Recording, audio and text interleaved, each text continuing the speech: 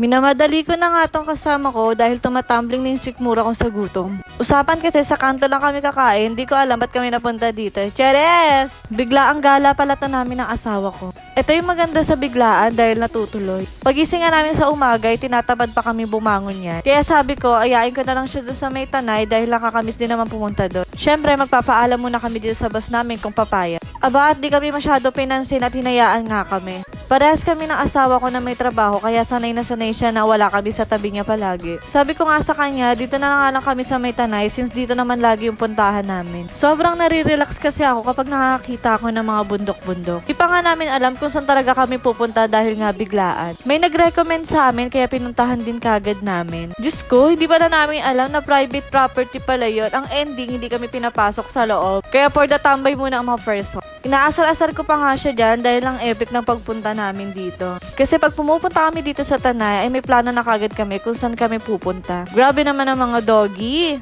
For the kumbumburo sa gitna ng kalsada. Lunch na nga niyan, kaya sabi ko, kakain na lang kami.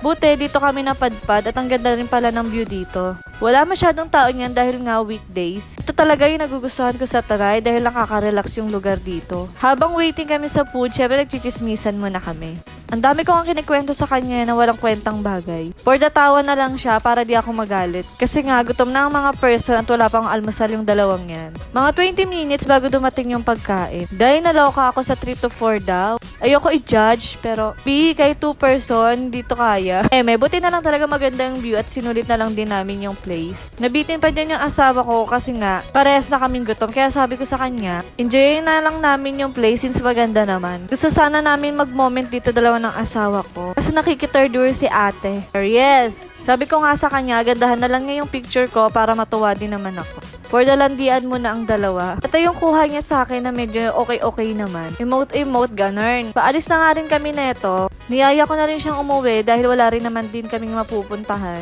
At medyo malayo pa yung biyahe namin.